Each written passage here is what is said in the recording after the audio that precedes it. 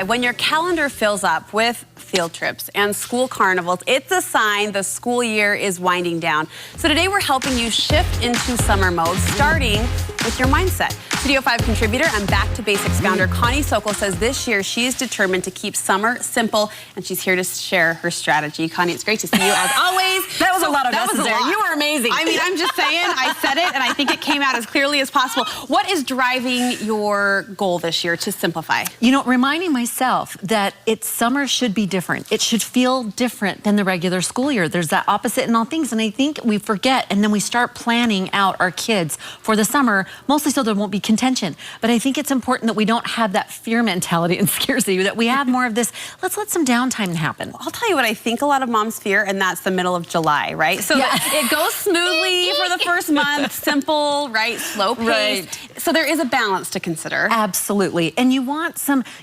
functional, you want some things that are organized and structured, and definitely, and you want that balance so that there's those memory maker moments. Your first approach, your first step in this strategy, I love. You say you're letting go of the cruise director mentality. Yes. What does this mean? Exactly. Stop stop hovering. We were just talking about, you know, having my son do his senior announcement, and this was such a big thing to have him do. But it's important that we let them do things that remind them it's fun and functional. And I like to ask my family, what would you like to do this summer, and what do we need to do this summer? And then we end the summer satiated, because otherwise if they're just doing fun stuff, it's like eating Twinkies all day, and then they're bugging people. But if you do a little bit of both, at the end of the summer, you'll have closets clean, you'll have some landscaping done, you'll have some of those family project things, and then you'll have the water skiing and the whatever, and you'll have those fun. So all of it will come together, and it will be a good summer. So keep it lean and not feel like you've got to have everything be just so. So as you look at that calendar, every day doesn't need to be penciled in with fun. No, absolutely not. In fact, it's better when you can allow some space for breathing.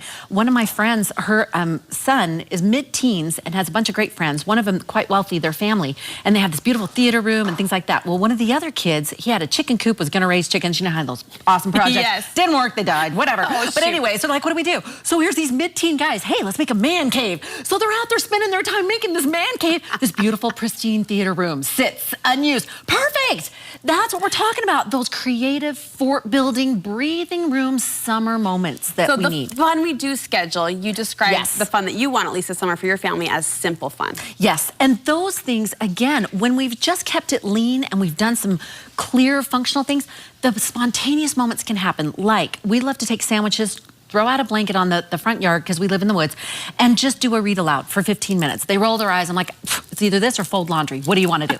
But it's this, my favorite books and their favorite books. And those moments, I keep a tub in the car that has tennis rackets and tennis balls, and we can find them, and s'more sticks. And so we're ready to go at a moment's notice. That simple fun. Well, when you talk about balancing the simple fun with the life skills, what does that look like at your home? Well, and that being said, with the fun, we've got to have this summer do the thing it needs to do. So for example, first thing is work.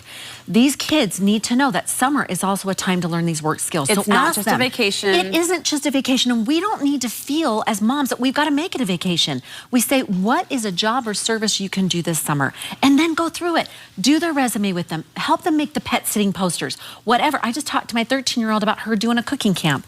So find something. Now, it's hard to find paid jobs too. Right. So if you can't for your teens, have them serve. That's always a step in the door. One of my friends, she had her husband, he drove their son to the golf club houses and said, he's got 3 hours. What would you like him to volunteer to serve? Oh, awesome. When that kid goes back to do his resume, puts it on there, and then goes for a job, do you think that his chances are higher? Or when that 13 or 14-year-old applies for the job, like you said, next summer, he's going to have that one leg up. That's right. They're going to choose him most likely over someone they don't even know. So have them get out and serve. It's great for their experience, great for their soul, and great for them getting a foot in the door. In addition to working opportunities or service opportunities, the term life skills, I think, can be overwhelming in and of itself. Yes. What type of life skills should we be weaving into these short 3 months? Well, as you can see, there's kind of like the work thing is more of that functional, and then the next one is those everyday life skills. Cooking, grocery shopping, their time management. The summer is the best time to work on those.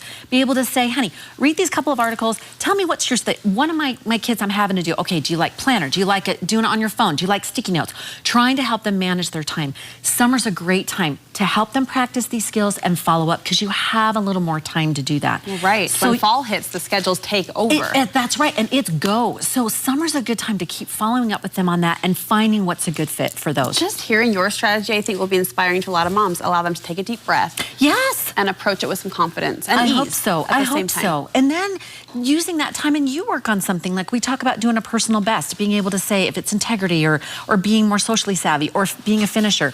You work on something too, just one thing, and you say, you know what, I'm going to work on this right now. How did it go for you? How was it for me? When it's not working well, you say, was that your personal best? You know, I was working on patience today. It was not my personal best. So we'll work on it tomorrow. But being able to show that example that it's not just you were to do this summer. It's we're doing this. We're all doing this. It's the buy-in. Except for the senior announcements, and that belongs to your son. And he's done a great job. He's doing awesome. You're rocking it. I love it. I love it. Where can people get more of your inspiration, Connie? ConnieSokol.com. And right now, my Life is Too Short collection, 3 books in one, my best popular columns, $1.99 ebook. Oh, wow. Just this week only.